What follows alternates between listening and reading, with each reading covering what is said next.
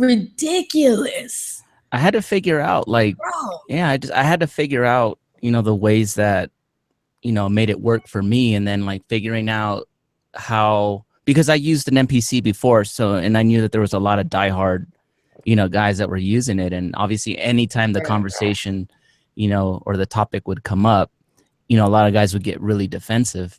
And so I had to figure out a way to like, and I always, said the same thing. It's like, I'm not saying that this is better than the MPC. I'm just showing you a different way of how you could do stuff. And if you like certain things about the MPC, like here's what you can do with it on the MV, and here's how you can do it.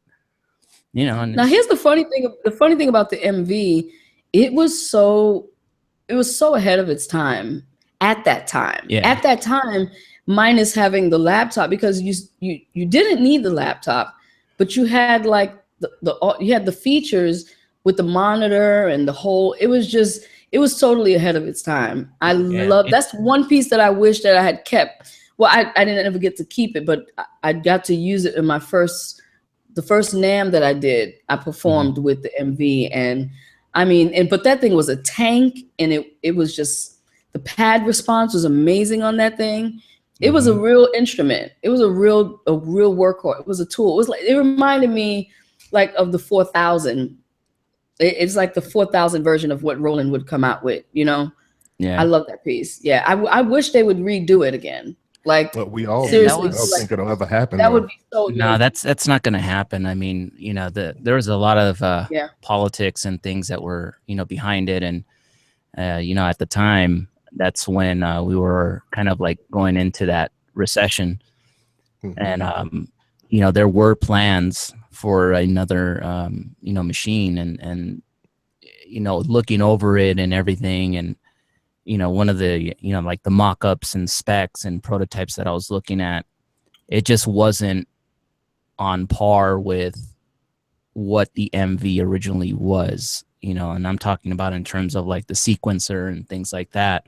Right. And so, we had to kind of make a decision at that point, like, like this, if we're not going to do it right, then just don't do it. Like, leave the legacy of the MV and just leave it alone. Like, and so we kind of made that decision. And then with the recession coming and everything else, and things were getting bad, then it was kind of like a smart move on that, at least on that point, to just not, move forward with it.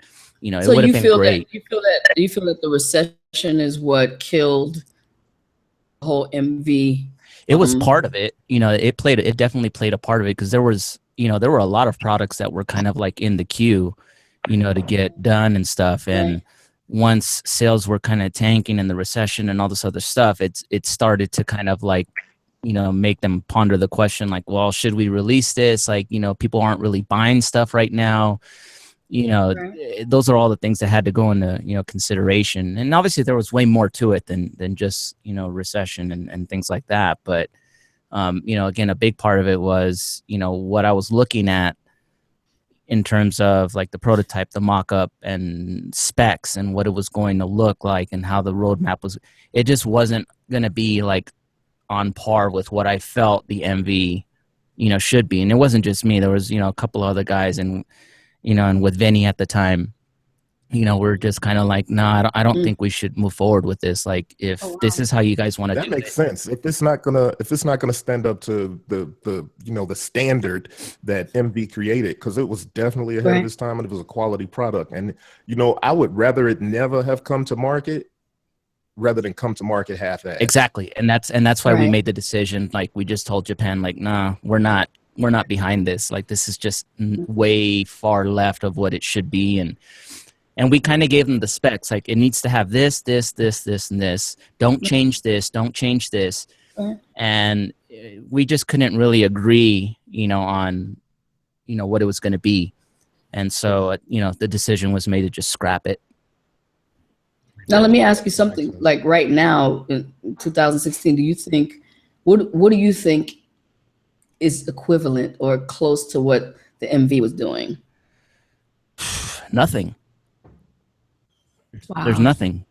Because and I don't say it because I was working for Roland or anything like that. I'm just saying, like, from a musician standpoint, and like, if my computer was to shut down right now and I didn't have a computer whatsoever, nothing, like I could go over here and grab my MV and produce a full track down to the mixing and mastering process and actually deliver something.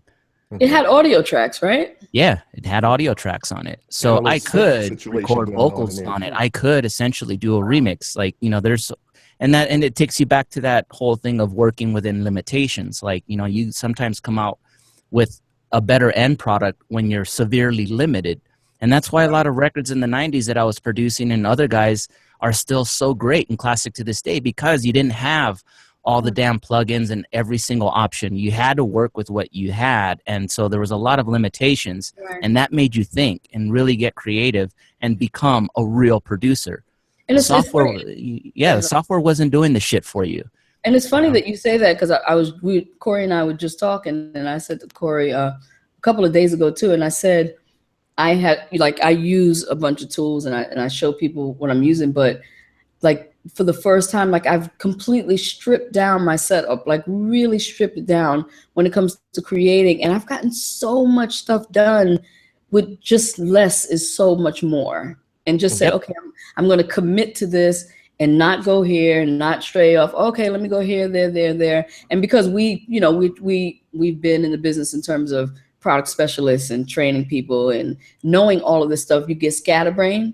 But once you just decide to pick one and then just like zero in on just the creative aspect of it, like my focus is about the sound more than the tools so much. You know what I mean?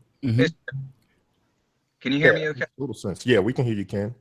So I just wanted to comment on this because this topic comes up a lot about the less is more. And Ken's like, I am not a proponent of that. It's like, I want everything. Yeah, I'm the opposite. But I'll say this, is somebody made an interesting point to me the other day that the only people who say less is more are the people who have everything, right?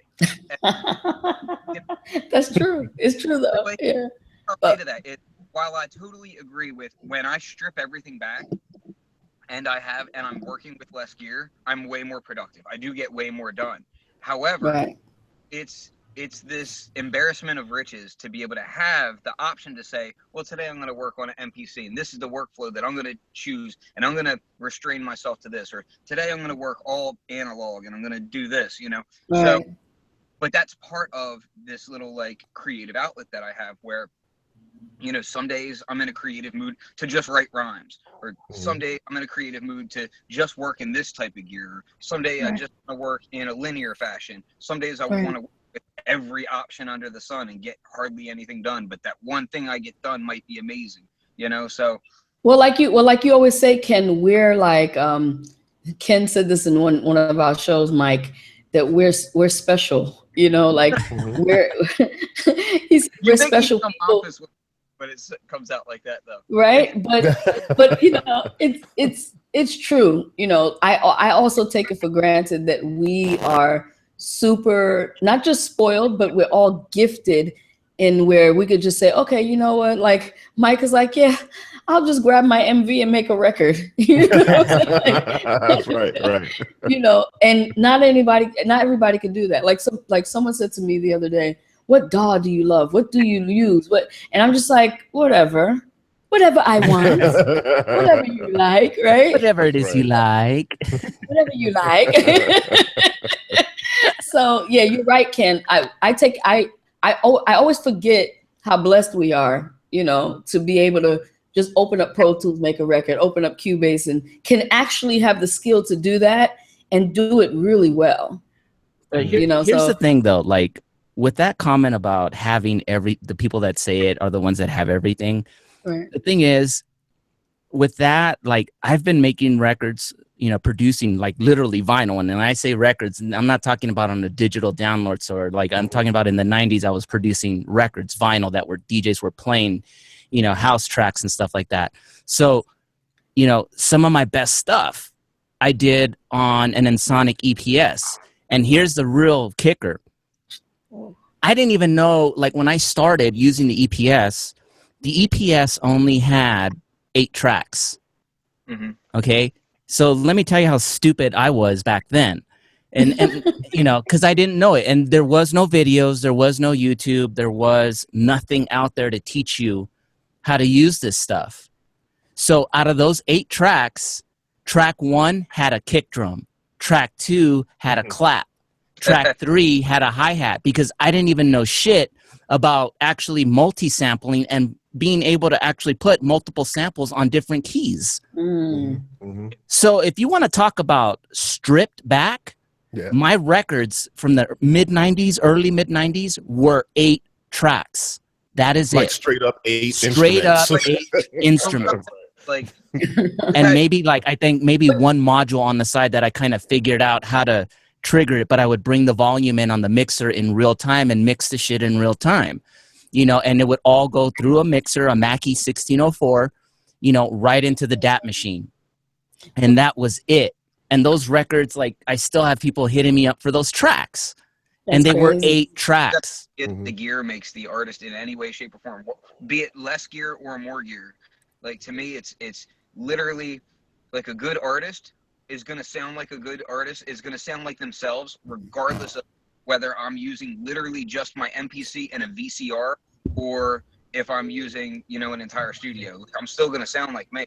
It's just a matter of, you know, is your workflow effective and efficient? You know, to me, that's the much bigger situation.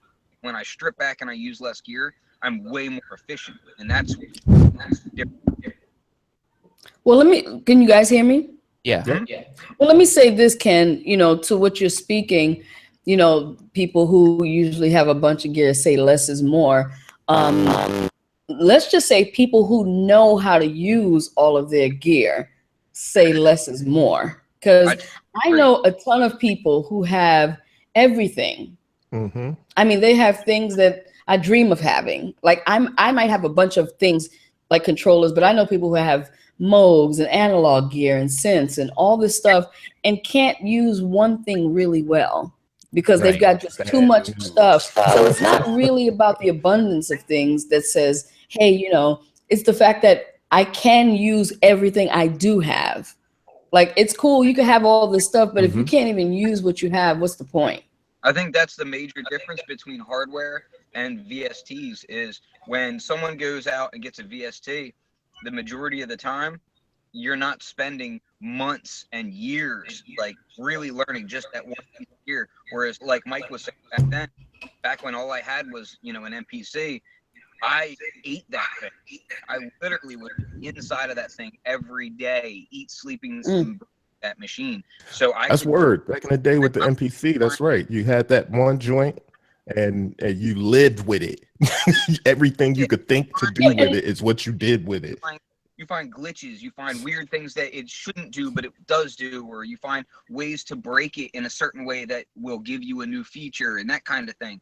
And, you know, I still pull out discs from back in like 2002 on my 2000 XL.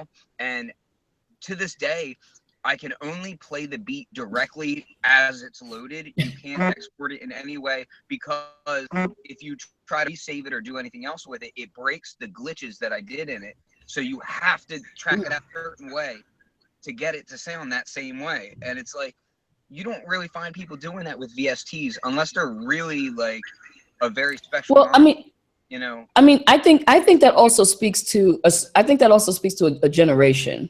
Okay. And I think it also speaks to the purpose and why people are actually making music these days. Right. Like, you know, people say, yo, when I got my MP, I just never put it down. You know, I had an EPS also, and I never put the EPS down. You know what I'm saying? That was my first piece. And then the second piece I got was an MPC 2000. Never put that down either. But I wasn't making beats to get on Instagram. I wasn't making beats to give a shit if you liked my beats. You know what I'm saying? I actually loved technology and making tracks, whether no one was in the room. You know, it's really what you do when no one is looking. Yeah, that really counts. You know what I'm saying? And when people are looking, and a lot of these VSTs, and y'all got Fruity Loops, and I'm not knocking anybody. You know, whatever your purpose is and your drive is, go for it. Whatever makes you happy. But a lot of, like, you're talking about a time where people didn't know what a studio looked like on the inside. You know, it wasn't you know, it wasn't public knowledge. Certain things were just, if you were in it, you were really in it. Now it's kind of like popular. I make beats now. It's just a cool thing to say, as opposed to really understanding technology. That's a whole nother, and all of us in this room are like, we read manuals, like, you know what I mean? Like, we do this for lunch, like, but I don't think I'll be honest. I mean, I don't touch manuals because I've always been like where I try to figure out as much as I can before I have to actually touch the manual.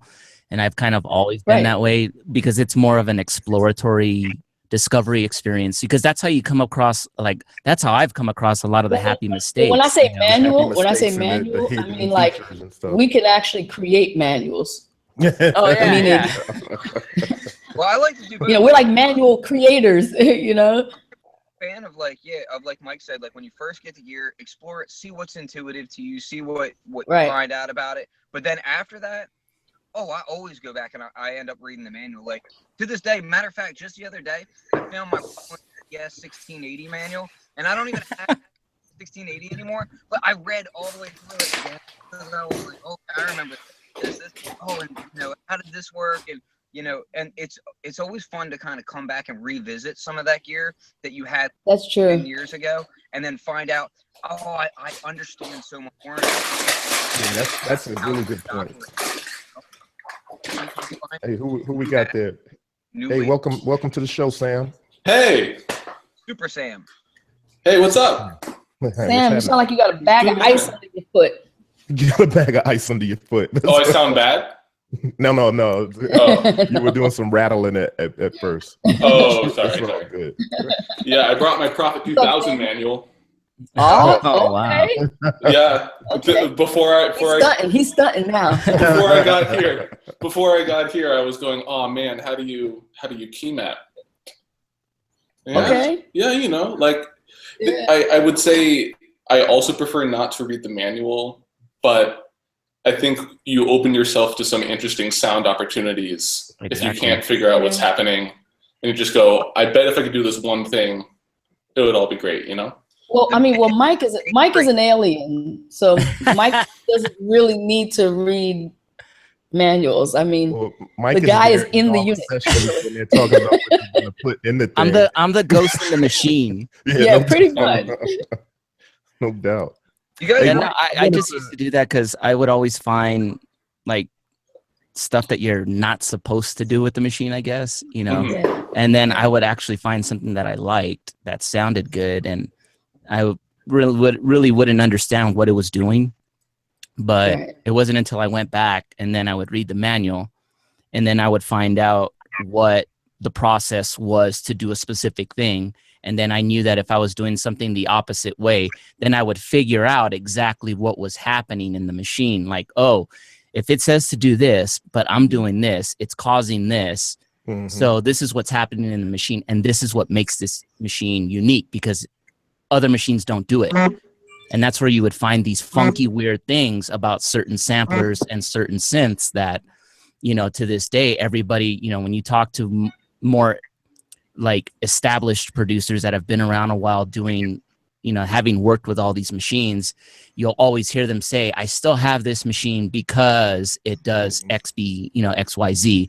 And I still keep this machine here because this still does XYZ that no other machine can still do to this day and no software can replicate.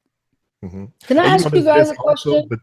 There's also a thing too with a lot of the older synths and machines. If you've really lived with them and really dug into them and, you know, had a lot of time using them back in those days, and you know, where it was like those couple pieces that you were just used to using, a lot of times you'll find things on them that wasn't necessarily documented. And you know what I mean? Like a lot of little tricks, and you'll even hear it now as this whole analog resurgence is happening. You'll hear people saying like, yeah, and if you turn this knob just so at the right thing or hit this button in the middle of whatever, then you'll be able to get this kind of thing that wasn't even a feature. But I did a video like that on the mini brute, because you can set certain toggle switches in between positions and get cool features out of it. And it's not really a feature of it. It's you know, you're basically hot wiring the switch, but it's little stuff like that of just spending a lot of time with a piece of gear that you start to figure out interesting things that, like I said, you usually don't see that kind of stuff happening with VSTs, you know. Let me ask you guys something. I have a question for you guys. Like, let me ask you guys a question. I found that, and tell me like if you find this and if you've experienced this, when I get a new piece, right? And like, let's just say, for instance, I'll get a machine. Let's use that as an example.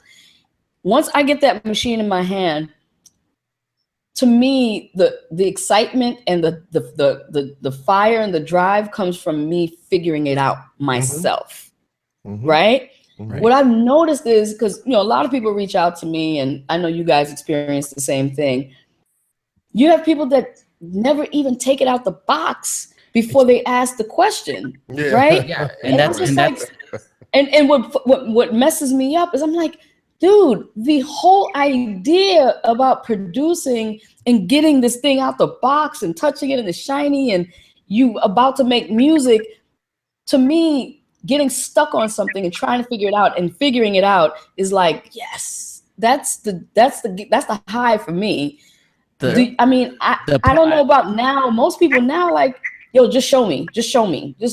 The problem is everybody wants to be a fucking superstar in 5 minutes. Right. That's the big problem. Instinct. Nobody wants to put in work. Nobody wants to learn everything. Everybody has the expectation that life is like a fucking iPhone, that you press one button and everything just fucking happens. You know, nobody wants to put in work. This is the microwave society, and everybody kind of wants it quick. Nobody's willing to really put in the work. And it's also kind of, there's a lot of things to contribute to that, and just the way our culture is now. There's 8 million YouTube tutorials for every single feature to every single thing, whether it's a balloon right on down to manicures and pedicures and synthesizers. You know what I mean? And so instantaneously people look at YouTube like, oh, well, I don't see it there. I'm gonna ask somebody. And you're right. Yeah, but Corey, like in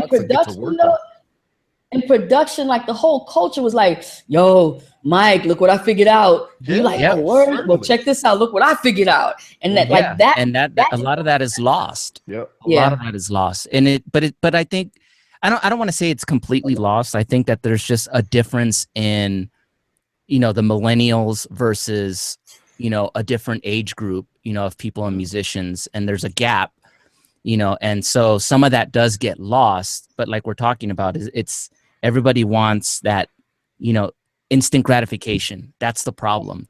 And the thing is that with music and production and everything else, that's not how that works. And people get misled because you have a lot of other people that come into this business with a lot of money behind them. Like, some rich Arab kid whose dad is a sheik somewhere, buys him a fucking $1 million studio, hires him like 5 or 10 ghost producers and engineers, to come and make his music for him and just make him a popular star, like, overnight. And yeah, if you have that kind of money, you could do that, but the thing is that all these other, aspirational musicians are looking at that as the standard, like that. Oh, that's how that happens. It's easy, And so that's why you get all the, well, just show me how to do this. Like, how do I do this one thing? And it's like, don't you want to learn about the actual instrument? No, I just want to know how to do this one thing. And so they're very tunnel visioned and closed-minded about it. I mean, there's a lot of there's a lot of unrealistic expectations also. Like I had a guy, I was showing him a machine, and I said, well, what is your goal for the month? What do you want to see happen in a month? He was just like, I want to master machine and Ableton in a month. I was like, wow. Okay. That's, I was like, whoa. But it was just so unrealistic. And I was just like, where are you getting this information from? Like, it takes years to master. Mm-hmm. I was like, it's gonna take longer than a month. Like, I haven't even mastered all of my stuff. Okay. I'm still learning. It's a constant learning experience. You're never going to be a real musician will always tell you that he is never going to be 100% at knowing everything, because that's just not true. You know, it's impossible. Technology is always changing. Yeah, and it's not going to happen. Yeah. So the guitarist for Ozzy Osbourne named Randy Rhoads, right? Really famous guitarist. Really fantastic guitarist. And there's a story that every town that he would go to on tour, he would find like a really great guitar teacher in that town and have him teach him something while he was there. Dope. So, like, you know, this is a guy who was at the top of his That's awesome. but never wanted to stop learning, you know, and that sort of thing.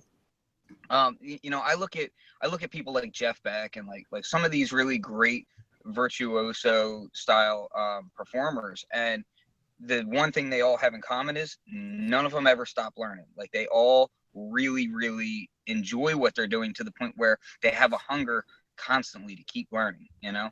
And I always feel like once I stop learning, it's over. I have to constantly be fed I said once you stop wanting to learn, that's a problem. Yeah, it's over. Yeah. You should always have that curiosity. Like, to me, it's like exploring space. Like, music will never, it's not finite. Like, it's infinite, and you can always discovering new things, new emotions. Here's the thing to add to that too. Not only is it like that with music and your creativity, but technology like magnifies that exponentially, right? Because you know, that's the thing. Everybody's running around talking about, like, you know, it always kills me when I see, like, why doesn't it have this feature? Why doesn't it have that feature? Now, you know, there's some of us that are gonna hem and haw. Me, I'm guilty of it too. But the key is, I see a lot of people saying that, and you're like, I know for a fact you're not gonna use that. You're not going to use this, that, and the other. And people like hemming and hawing about all of these features. And the deal is, with technology and with creativity, you can always go deeper. And like, for instance, you could just choose any one piece of gear that any one of us has, and you could probably say, today I'm going to learn something new about that thing. And no matter how long you've had it and how well you use it, you could probably always dig deeper into that bit of technology and learn something else, how to use something else. It's probably not in my studio if I can't say that. Yeah, that's a good point. Because at that point, then to me, it would be too boring. But I mean, I can say that about my Rhodes. You know what I mean? Like, it doesn't have to have a lot of features. It can just be, you know, something as simple as, well, let me practice my technique. You know, let me learn. Yeah, but the thing with something like the Rhodes is, the Rhodes is inspiring, no matter what. You know what I mean? You could sit at the Rhodes and mistakenly hit something and be like, oh, you know what I mean? And really, like, get down. But Corey, you make a good point. You said the Rhodes is inspiring. And I find that a lot of cats with like beat making and the production, like beats part of the thing, I find that people buy gear based on, oh, well, I saw you with it, so I went and bought it. Yeah. You know what I'm saying? As opposed to, well, I touched this thing and it inspired me and it made me feel something, so now I'm going to actually use it. Because if it doesn't inspire you, like you said, it's gonna sit there and collect dust. You know what I mean? Well, that's like the age-old thing. That's like, I don't think cats are picking out. Like, I don't think they're really understanding this stuff. These things are instruments and tools that that should inspire you, not because the colors and the lights are blinging. You know, it's like. Well, yeah, I mean, like I was gonna say, this is like the age-old thing of where I'm gonna buy Jordans because it's gonna make me jump higher, and I see Michael Jordan wearing them. Right. The same thing. Oh, you know, like when Fruity Loops, you know, started getting really popular. Oh, well, Ninth Wonder uses it, so I got to use it too. You know, and then they don't know shit about MIDI or anything else. You know, it's like, oh, I'm gonna get it because you know they think that it's gonna make them sound, you know, like that producer. And the reality is you could sound like that producer if you want, but do you want to sound like that producer, or do you want to sound like you? You know, and you can pretty much replicate those sounds with anything, but you have to learn what the process is to get to that point. You know, so yeah, and it's about kind of finding your identity, but in the production sense, right? That's not always easy for people to find their production identity, or even the techniques that you use. And obviously that comes from exploring and stuff and kind of knowing some of your gear, knowing the features, but also kind of going, because I remember, Stoni, I was talking to you one time about how I use programs on the MPC, how I stack things and change different things like this. So a certain way I do, and to me it's like that's normal, but times that I've told people about it, like, why do you do that? What's that? But I mean, it's just over time I found that an easy way to work, and it kind of works out for the way I need to do things. But see, that's the magic in kind of getting to know yourself, getting to know the gear, starting to know what works for you. But it ain't gonna happen unless you jump in.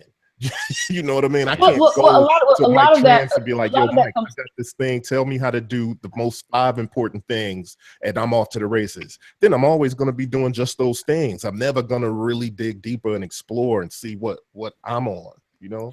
Yep. Yeah, but it goes back to what you're saying, Corey, about, you know, self-realization and finding your voice in anything that you're doing. Because as long as you're not following your own voice, if I change up, you know, I got people literally come to me like, oh, I see you using a push. Oh, you don't use machine anymore, so you use push now? Okay, then I'm going to jump on push. I've been using push since the first push. You know what I'm saying? And I use everything, but they don't see me use it publicly. But you don't worry about what I'm using. Follow your own, and then make friends. Have a bunch of friends that use a bunch of different things to explore. Like like come out of your zone, come out of your comfort zone, and see what else is out there. I think really that's cool to collaborate with somebody who approaches their gear or uses things in a very different way from you, even in ways that like I used to have debates with friends of mine where we would argue back and forth kind of jokingly. You're doing that wrong. You should be doing it this way, and vice versa, you know? And we get into like heated debates about what the better workflow is and that sort of thing. Belt drive turntables. When you collaborate with people, like it really opens your mind up to, you know, there isn't just one way of doing it. You know? It's not a yes or no question, you know, this huge gray and multicolored area in between. And, you know, if you have inspiring people around you, oh man, it's the best. Especially like if you work with somebody who's really good at one instrument and you focus on a different instrument, and then they might take a line in a song that you would have never even heard. Like you don't even hear that you know, that melody, that rhythm inside of this music that you've been working on. And then they go there and it's just like, oh, well then maybe next time it'll open you up a little bit more to that style of working, you know? That's huge. I think what Ken mentioned about like the different interface of the different instrument really influencing what you might come up with is a really good point as well. So, you know, even when you're talking about just like controllers, or, you know, if you want to call them like DAW integrated workflows, if you just have like, you know, the Ableton thing or, you know, Machine with its software, you've got like 2 somewhat different interfaces that have a lot of things in common. You still might come up with a really different idea, right? Yeah, it can change your approach totally. Yeah, I mean that goes back to like when people ask me, well, which DAW do you use? And it's like, well, you know, at the moment, like I pretty much know how to use all of them because I've had to work, you know, in all of them because I've had to sound design for all these different companies and whatnot. But, you know, I have my 3, you know, primary, you know, DAWs that I work in, you know, on a actually just 2 now. You know, and they each, you know, inspire me in a different way and help me write. What 2 is that, Mike? What? What 2 of that? What 2 DAWs, and why and how do they inspire you? Well, the 3 tools that I mainly use, I use Ableton Live, Logic, and Machine. And I always tell people that Machine has always been my scratch pad. Like that's where I jot down, you know, ideas and things really quick. And I kind of just save them in there, and then I can throw it back into the DAW and kind of really, you know, flush out the rest of the idea and then take it from there. You know, with Ableton, it really depends on what I'm working on. but remixing and all those kinds of things where I want to get really creative and knock things out quick, I always jump on Ableton. And I've been using Ableton since version 2. And, with Logic, I started back in Logic 7. And, as it progressed, I would always use it, but I wasn't always 100% satisfied with the audio engine in it. And then I hated having to do things through the environment, to get certain things to work a certain way. Once they simplified that in Logic Pro 10, for me, I felt like it definitely made it more, approachable from my workflow. And so I've gone to Logic now, and I use Logic to pretty much replace Pro Tools. I used to be a Pro Tools user, but I would use Pro Tools only for all of my voiceover, sound design kind of things. That's all I would use Pro Tools for. What was that? I said for like linear stuff. Yeah, like Pro Tools, I only used it strictly, like I would always track vocals, voiceover, all that kind of stuff, commercials, everything that I did voiceover wise was always done in Pro Tools. But I got sick of Avid's bullshit, with all their updates and how they were, monopolizing things, and, and now having to make you pay for a subscription. I'm not going to be paying $400 every year. That's ridiculous, Sam was mentioning that last time I talked to him too. Yeah, so I just. So Mike, you're telling me that you literally mix in Logic. You don't go into Pro Tools at all. I don't go into Pro Tools. Wow. Well, yeah, I've actually, I've always used Logic myself when it was eMagic, that is the reason that I went to Mac and have not looked back, because Apple bought Logic, and I was like, that's what I use. You know what I mean? That's just what I use. And I know a lot of people have always been like Pro Tools, but I just have always used Logic, and it's worked out. So yeah, I've mixed full albums in there. I specifically left Logic just because of how Apple is taking that whole prosumer approach now, and I started getting a little about the direction that they're going. So I said, you know what, I don't want to be tied both to their hardware and their software. So I decided I wanted to leave, and that was actually around the time I guess it was Studio One version 2 and Pro Tools 10, and I was messing with both of those. I think Stoni even got me a copy of Pro Tools 10 at the time. And I had well, thanks, Ken. Thanks for making it public, man. Well, it was to try it out, and I tried both of them at the same time. I'll be waiting for a few emails now. Like, we are live, Ken. And I tried them both for like 2 or 3 weeks, and I was like, Studio One just like to me felt like what Logic should have been, like where Logic should have gone. And wow. And then when Studio One version 3 came out, it just sealed the deal. I was like, okay, well, all my linear stuff goes into Studio One now. Like that's my linear platform. Ableton is my more esoteric, like, building more complete tracks than Machine. But it's kind of both. And then Machine is like, like Mike said, like that's my immediate scratch pad. Like I can produce in Machine so fast. Like I can get just about a complete beat done in it. But then there's things like automation and no linear tracks for vocals and that kind of thing. Oh, here he goes, y'all. He's going in. But matter of fact, I gotta run. So thanks for having me on, but I gotta run because I'm actually in the process of fixing up a house that I'm hopefully moving into soon. So I gotta run and get back to it. Otherwise, people. Bye, Kendo. All right, man. Thanks for joining, Ken. It's great seeing you guys all again. Next show, we got to have you show off that refrigerator-sized modular case. We'll get to that when you're at the crib. Hopefully, next show I can show you guys something else. That's very. We'll talk. She said, "Oh, here we go." Here we go. Bye, Ken. More is more. More is more. All right, Ken, that's your new T-shirt. So hey, on that, I wanted to get around Mike. You were working on a new VST recently, right? You want to talk about that a little bit? What's the name of that VST? So just to recap real quick, I forgot to mention one thing. I've actually been mixing a lot of stuff in Harrison Mixbus. So I've been bouncing out my stems from like Ableton and even with Logic and running them through Harrison mixbus, and that shit right there is pretty amazing. You'll hear a huge difference in just running it through there and bouncing the stuff down. It sounds really good. What is it? What's up? Well, I'm not familiar. Yeah, is it hardware or software? It's software. Oh. So I don't know if you guys have ever heard of Harrison mix consoles, but they've pretty much all the big, movie houses and everything all run Harrison mix consoles.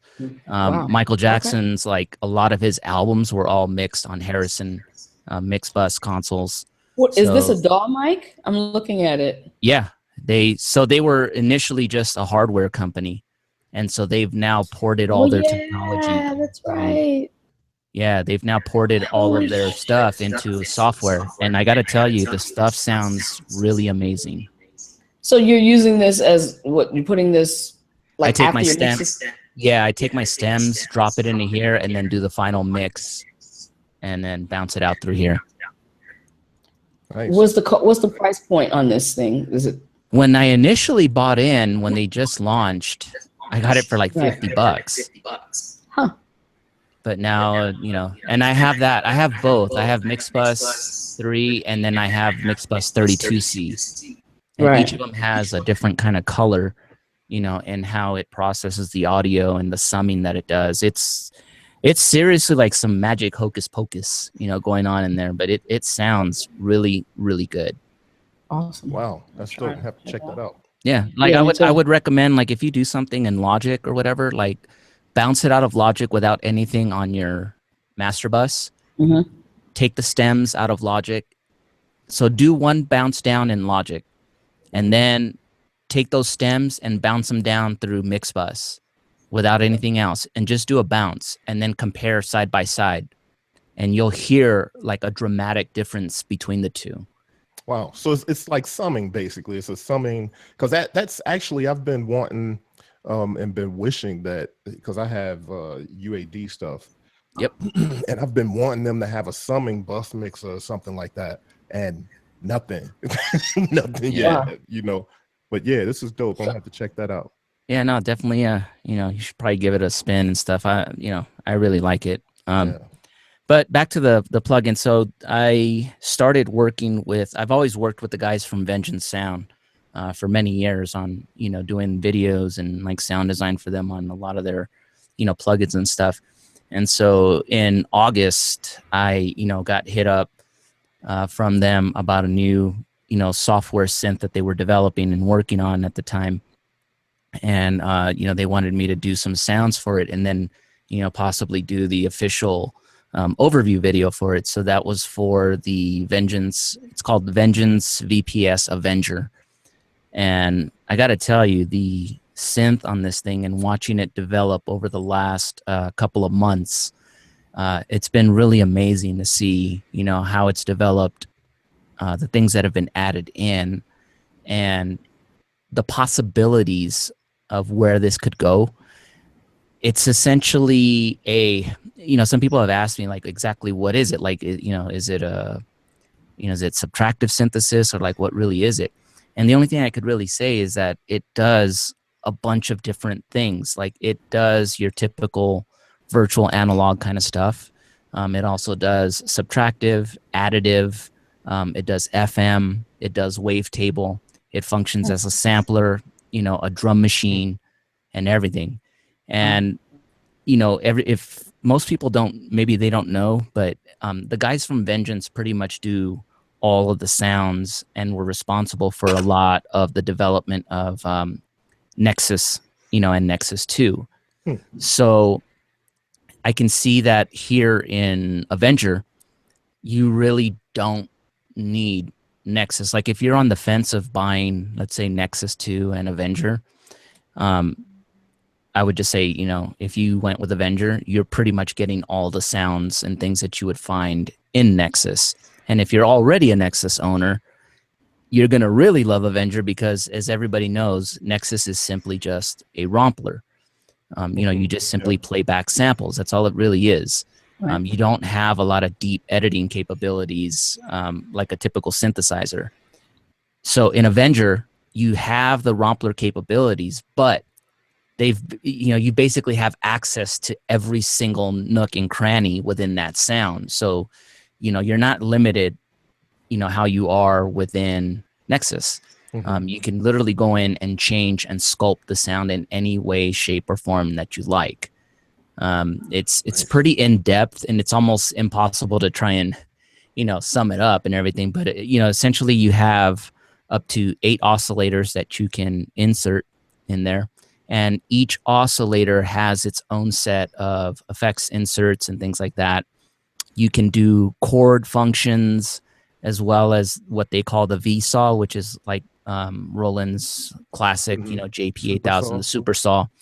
And so when you start doing that, that is all per oscillator. So you start thinking about the amount of voices and processing that's happening if you have 8 oscillators that have the chord function on it, as well as the V-saw, which uses 7. And so when you start doing that, that is all per oscillator. So you start thinking about the amount of voice. Welcome to the show, man. Put the video on mute. Getting some feedback over there. Okay. Yeah, I was like, I'm talking over and over. Like, Mom, I can hear myself on the radio. Well, what's interesting about what you're saying is this particular VST, is it kind of like competition for Omnisphere? No, I wouldn't go that far. Okay. Omnisphere is definitely a different beast, but you can do some very, very cool things in it that are similar to some things that you can do within Omnisphere. So, but I think Omnisphere and Avenger are just kind of apples and oranges a bit. Okay. Like you could do a lot of stuff in Omnisphere, but I think the engines and the process of how you go about, doing everything is a little bit different. But, I think it's definitely 2 different types of, musicians that would, find or be, or that would gravitate towards Omnisphere 2 or Avenger. That's just my opinion. Right. So that means that if that's the case, well, it sounds like, obviously I'm looking at the specs here because I got the site up, vengeance-sound.com. So yeah, I'm looking at this thing is mad powerful. So that's what made me think like, because I know that, Omnisphere is a really powerful synth engine, VST, and it, the sampling and wavetable. You could definitely do some Omnisphere type stuff in here. That's for sure. There's definitely, I would say, yeah, it could put a little competition towards it, a little bit, especially at the, the price point that it's at. But, the modulation possibilities within Avenger, it's pretty deep. Looks like but the way that they designed the interface makes it pretty simple. Okay. Like literally you can just drag and drop from any knob or any section on the synth and just, this wire shows up and now you just send it to wherever you want. So it's almost like a modular cable where you can take this cable and just patch it into this and patch it into here. And everything that you do as you start, assigning these, the sources and the destinations, all of this stuff shows up in the mod matrix window. And from there, you even have more control and capability of how much of that, LFO or send that you want to actually have modulate or whatnot. And then there's even more sources and destinations that are in the mod matrix that aren't visibly available, like right there on the interface screen. So, but the effects on it are pretty amazing. They got the same kind of reverb algorithm that you find in Nexus because it's developed by Arts Acoustic. But they also have like 6 other new vintage emulated effects that Arts Acoustic did for them. So it sounds really good. You have like insert effects, you have send effects, and then you even have like a master bus effect, so that you can really shape the sound, in any way, that you like.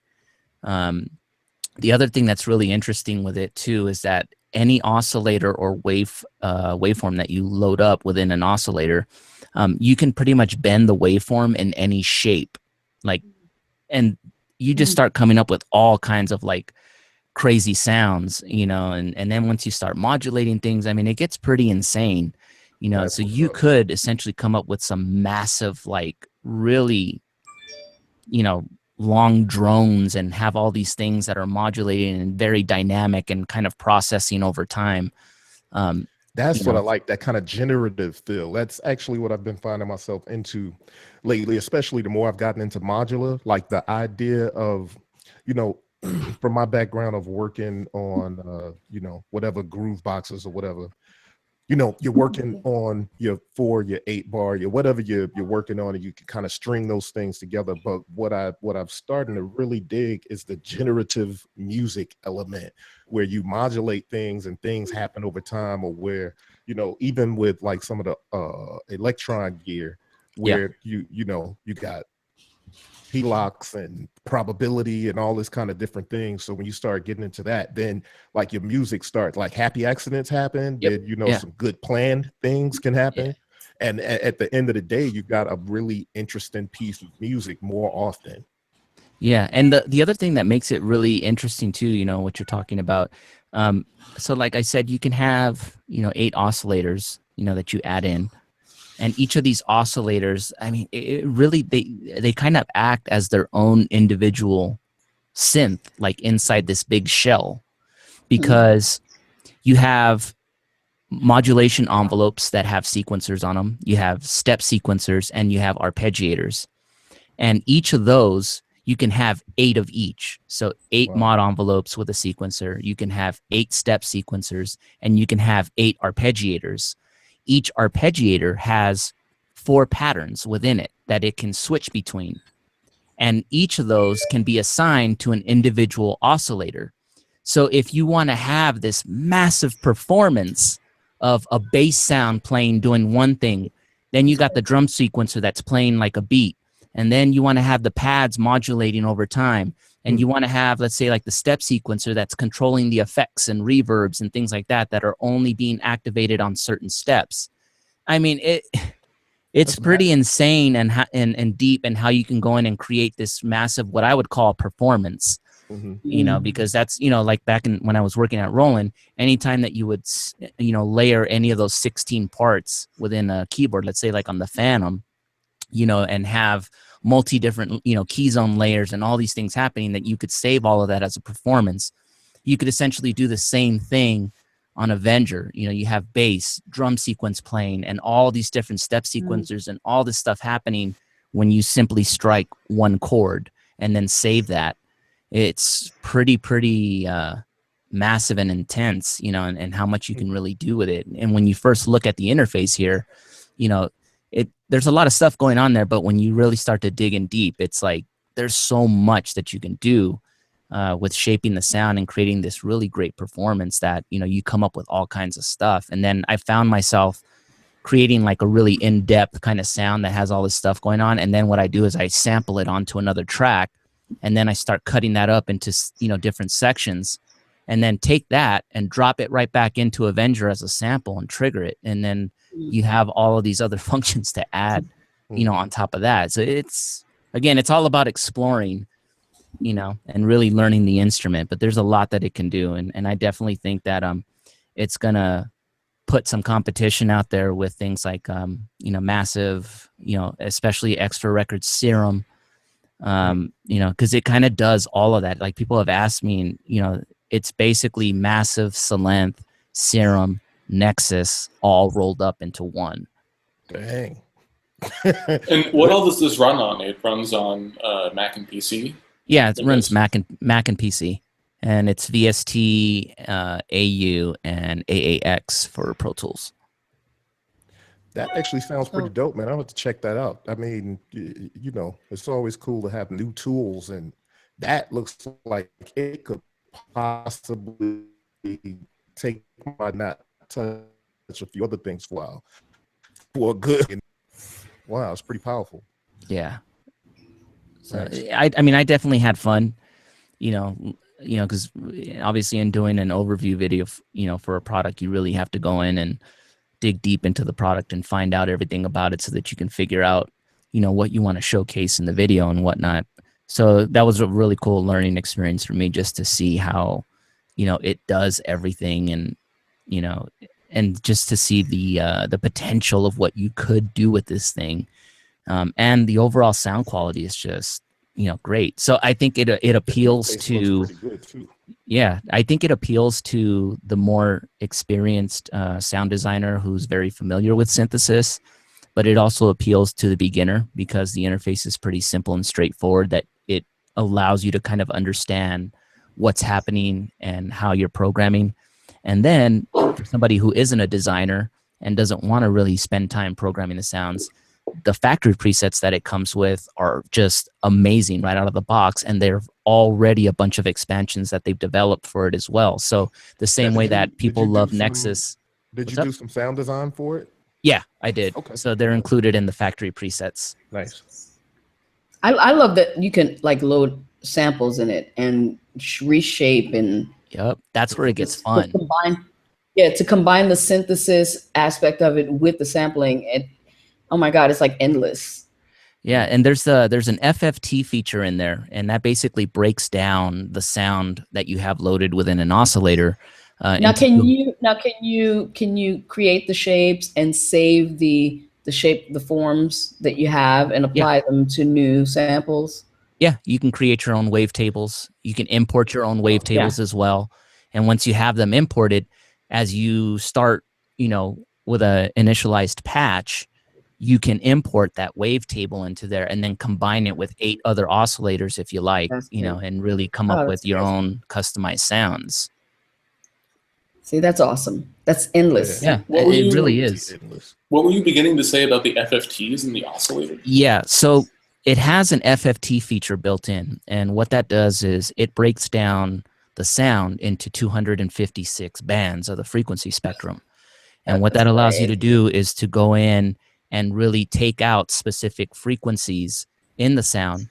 And what you come up with is like, you're kind of really going into the DNA of a sound somewhat, because there's 3 modes of the FFT. You have bin, harmonic, and then freeform, where you can just get a pen and you just start drawing and shaping. And that's kind of like what absinthe, does. So you do get like absinthe and some other stuff in there because you have subtractive and additive, synthesis built in. But it really allows you to go in and take, like, let's say you take a vocal sample and you drop it through the FFT and you start, messing around with the harmonics and, kind of drawing in the frequency spectrums, and you could literally take that sound and shape it into something else completely, like where you have, like this organ tone that you got from like a voice or something like that. It's pretty cool. And again, there's so much stuff that you could do it. And I think there's even like some sort of like you can assign the step sequencer to that, so that you can do some really crazy shit, where you have, the frequencies and the harmonics doing certain things. And then the step sequencer is triggering that shit. So your sound is constantly changing in its character, not just filters and all this other stuff. It's pretty badass. Wow. That's pretty nuts, man. You selling this thing pretty good. And I see it's got 10 out of 10. Where was it that it got 10 out of 10? I think on Computer Music or something like that. And that's the Future Music guys. Yeah, it's done pretty well out there. People are loving it. Dude, it sounds really good. And the presets that like I was saying, like the people that bought Nexus simply for the presets because they just like to pull up presets and go. This is kind of the same. It's the same thing. It has all the great presets because these guys are also making all the big records. They know exactly what sounds to put in there, the popular stuff and everything. So all of that stuff is in there, and it's like, if all you want is presets, that's great. It comes with like over 850, out of the box. And then they have all the expansions. But, I got a question here too about the what's the CPU hit like? From what I saw, it's kind of tough to tell because, I was using it since August. And obviously, as time went, they were still developing and there was bugs and things, and it would tax it hard sometimes, and they kept dropping it back. So I think from the last time that I loaded it up, it wasn't super heavy on the CPU at all, actually. And I had some projects running where I had several instances of Avenger running at the same time, and I had each a good telltale sign that it can load several instances without, banging your CPU. Yeah, and each instance I had more than one oscillator running.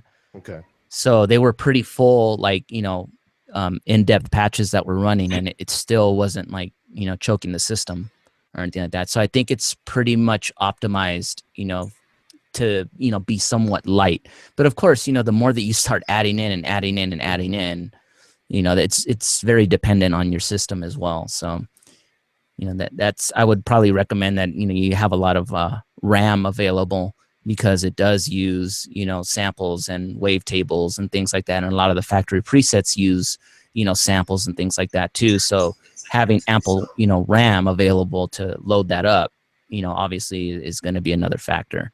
That's what's up. That's what's up, man. I'm glad you came on the show for that. Like, you know, it's good conversation anyway, all the time. But that's a good introduction to that piece. It's real dope. Multi-timbral as well too. Yeah, should be. Yeah. Right? Yeah. Yeah. And the other thing too is that there is, it's in the system settings, and you can go and select specific key zones.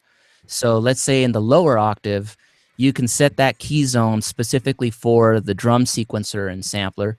And then you can have other zones mapped out just to specific oscillators. So if you wanted to have the bass in the middle section, your pads in the upper section, and then let's say some violins or something on the top, and then the drums way at the bottom, and you have an 88 note keyboard, you could totally map it out for a badass performance that way.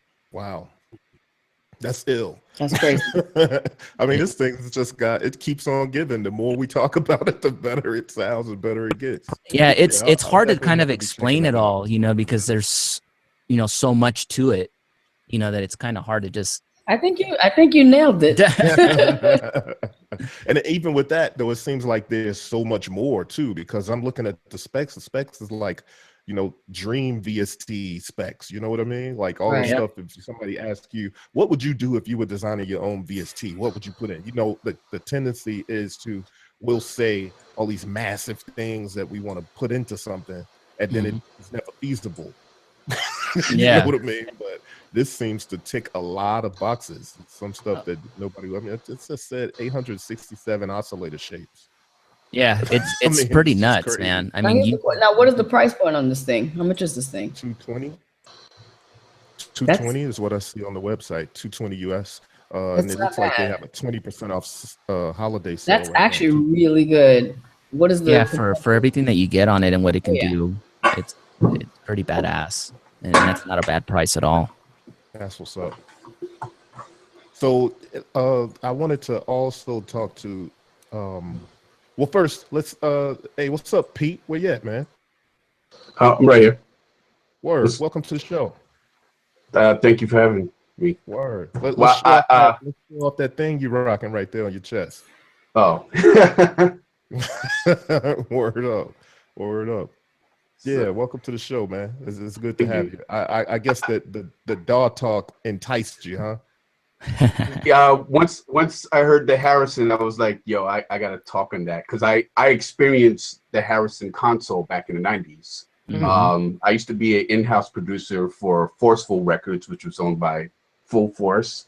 So at Brooklyn Sound Lab, we worked on Ex-Girlfriend's album, Cheryl Pepsi Riley, Full Force, Jasmine Guy, Force MDs. Like, we worked on all that stuff on the Harrison console. And I have not used it. I have a license for the older version of the Harrison software, but I can confirm that it sounds like the console. Yep.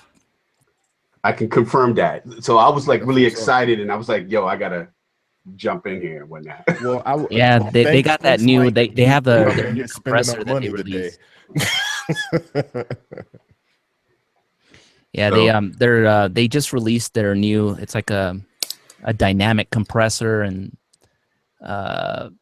2 new plugins that they just released, and my partner Jim got them, and I was listening to it, and we did a test. We took the George Michael CD, and it was for the song, I believe it was I Want Your Sex, and we noticed that when we would hear it on the radio, it sounds good. You know, it's mixed well, obviously. But we noticed that on the actual CD, the snare hits really, really hard to the point where, like, it could, you know, if you're bumping it, it could clip your monitors a little bit if you're metering, because the snare hits way too hard. which we thought was kind of weird that it actually got put to CD that way. So we took the new dynamic compressor that they have. I'm not sure. I think it's called the spectral compressor. I think that's what it's called. And dude, we took we ripped it off CD. We put the wave inside Harrison, mixed the 32C. We ran it and we put that spectral compressor on the master bus and assigned it just to that frequency range where that snare was. And I swear to God, we didn't really do shit to the settings or anything on it. And that fucking record sounded exactly like the way that it sounds on the radio, where the snares and everything were tamed just right. It balanced it all out. It didn't suck the life out of it. We were just like on the floor, like, holy shit. Like, wow, man. Because we didn't touch it. Like, it was just that fucking good. It was on point already, straight out. Yeah, it was already on point. So it's like now, you know, that's my thing. My next paycheck, I'm going to go buy the damn spectral compressor because I was just like, holy shit, man. Like, it sounds that good. Like, it just knew exactly. It was able to analyze what was coming in, and it knew what was wrong.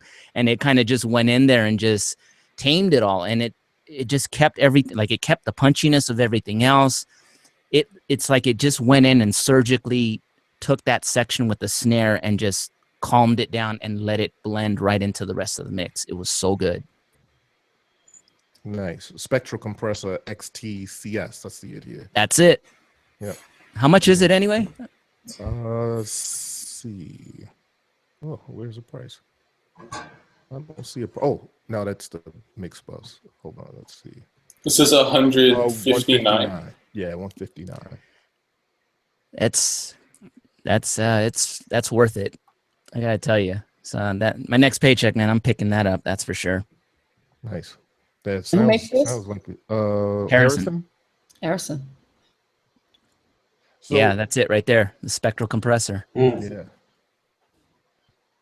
Now, see, that's one of those little secret weapons right there. Yeah, yep, it is. So I want to get it and start testing it on some other stuff. Even run some of my old tracks, through it. That's what's happening. Is it okay if I say something? Go for it, man. Two things. One, Stoni, you had a video last week of a beat that you was working on. Yes. That shit was badass. I just got to say it right now. Thank you so much. I appreciate that. Badass. And Sam, I told you this last night, and I'm going to say it again. You are a nut in a very good way. I would say pause, but maybe y'all don't pause. No. Sam recently got the Prophet 2002 modules.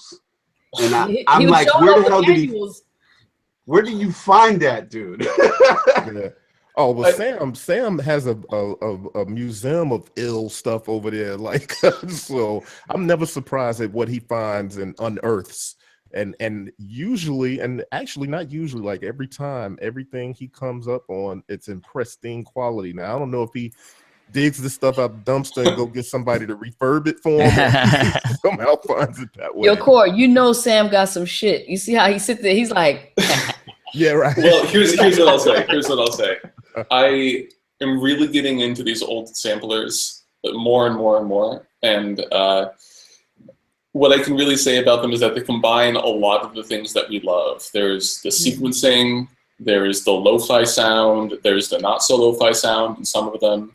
They have analog filters, and some of them have the kind of key mapping thing that we were talking about as well, where you can just trigger it all from one piece, and you can have all your different samplers have different maps, for your drums and your bass and everything.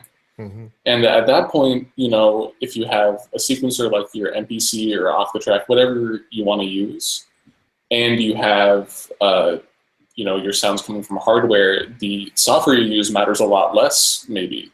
If you're converting it, you might be able to switch to this Harrison mixbus thing we've been talking about, or any new DAW that you want to work with somebody through, or whatever, kind of without issue. As long as you can sync your stuff up by a MIDI, it's you're no longer, relying on any of its sort of built-in workflow so much. So, you know, I've gotten really into, you know, making beats on one sampler or one combination of samplers or something. And yeah, it kind of, I feel as though it loves me back a little bit as a musical instrument, because you throw stuff into it and it'll often give you something out that you didn't necessarily put in, which I really enjoy. So let me ask now I have you, a question Sam. for you, Sam. Yeah. Oh, sorry. Go for it. Hey, just real quick, guys. I gotta split. I got my son's birthday party today, so That is not important, Mike. Happy birthday. Happy birthday, yeah.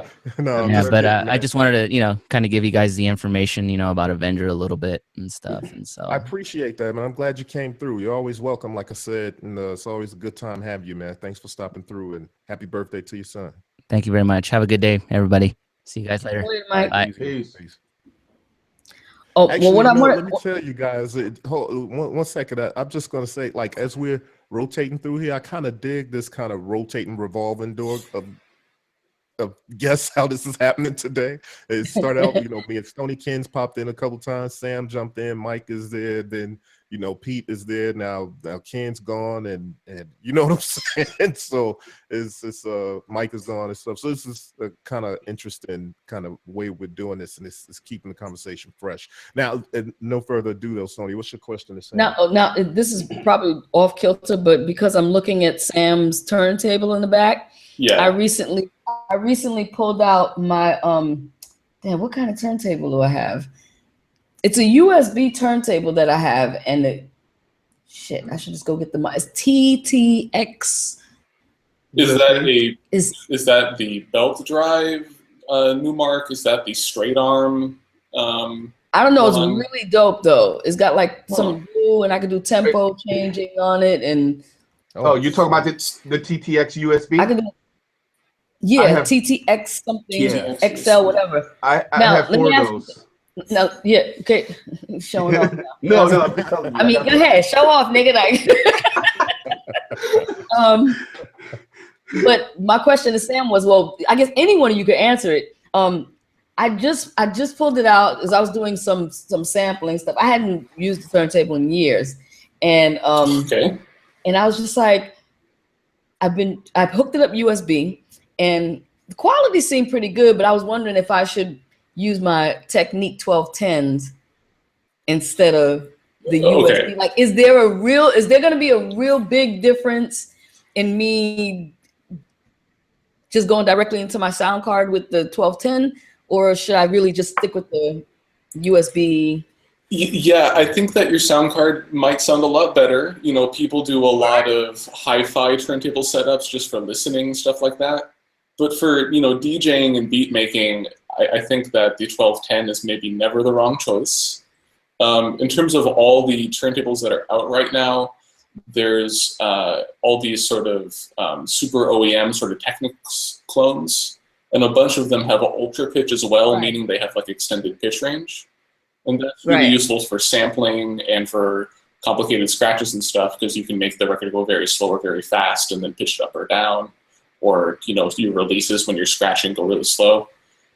The thing that I'm really excited about in turntables, and I would say that you should check out, is there are mods and even some turntables, they don't really make them right now, but Best X turntables available and mods for Techniques and Best X, where you can plug a MIDI cable in and then play the pitch up and down. Really? And that's sick. That's really sick. So if you have a song in E and your, you know, beat is an F, you can pitch it up and then cut it up.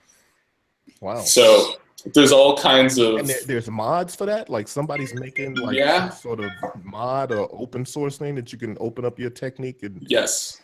Wow, that's pretty dope. So if in terms of turntable specifically, that's what I'm really excited about. In terms of mixers, I still use a Tractor Control Z2. It's a good product. I've got a bunch of Tractor stuff. But I will say the Thud Rumble Invader mixer, which was announced. You can check it out on Engadget. There's an article about it that has the PC built in. That is a really exciting thing. So then you connect up your machine via USB and then make a beat on that.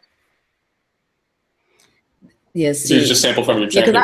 because honestly, I was playing with the USB one, and I was just like, I mean, it's super nice. It's really fancy, but I like the 1210 better. Yeah. I hated the whole, okay, I got to run the analog through the mixer, through all that. But that's just, yeah, I'm going to hook my techniques up. Yeah, hook up your techniques and maybe MIDI mod it. MIDI mod the techniques? Okay, so yeah, we have to exchange each other's numbers, because you got to send me that information, because I don't know about that. So yeah, put me on, please. Sam. Yeah. Quick question about the thud rumble mixer. Yeah. What's the fader as far as the curve? What is that like? So the thud rumble is DJ Qbert, Yoga Frog, Hard Rich. It is the turntable scratching, company. They make the slip mats we all use, butter rugs. So you can trust that the faders on Thud Rumble gear, like the TRX or the DIFS1, which is also out now with DJ Tech, you can trust that the faders are fully adjustable. The two products I just mentioned both have in-faders in them, 3 of them. Okay. All right. So, but the Invader is still moving along, but I would say, in terms of the Thud Rumble mixers that are out right now, they're amazing battle mixers. The TRX in particular has post-fader direct outs, so you could actually scratch and have a beat playing and then sample them both in separately. So there's a lot going on. It's got faders on the filters, so you can scratch those. Oh my gosh! Yeah. One that I have up is the production model, or is this the prototype? Yeah, that's the Rumble Invader. I'm really excited about it. Yeah, appreciate computer built it, not just the screen. That's insane. No doubt. Yeah. Hey, so Sam, I wanted to ask. Let me pull this off of my screen. I wanted to ask you. We were just talking about your gear, and I know you got some pretty dope pieces and a lot of, what's kind of some desirable pieces. You got an SP1200. Yeah. And you just picked up some new things. So let me ask you. I know you develop products, and all around pretty smart guy. Most of the things that you have, is it more for like R&D, or is it more like production inspired? Or is it kind of like a half and half thing? Oh, definitely both. If you're I got really interested in making synths a while back, and I've gotten really into beat machines. And I think that as I think about it more, as I work on it more, it really, really helps to look to the things that I love or that other people love and I don't love yet, and get all inspired through that. I also think that just for production, you work in a really different way when you're limited to 10 seconds of sampling time, or even less on some other samplers. And working with the SP, the sound is just so many records that I love. And the same could be said for other samplers that, I've become more aware of. I feel like every so often we'll learn that some really alien to what you would sort of associate with a machine kind of beat was made back then on gear you wouldn't expect, and it really opens it up in terms of like imagination. Now, Sam, how are you using your SP right now? Like, you have 1200? Yeah. How are you using it in production? Like, are you just like straight making joints in it and tracking out? Like, so what I do is I have the ERM multi-clock. There are other there's like the Sync Gen, there's Expert Sleeper stuff, there's other like really nice clocks. And I had it sunk up via that. Before that I did SPDIF. And basically, because I was gonna go ahead, basically what that allows you to do is you can just sort of make your beat in the SP. And then if you didn't have enough sampling time, or you're revisiting it, or whatever's going on, you can actually do stuff whereby you can do like another pass and the timing won't be all messed up.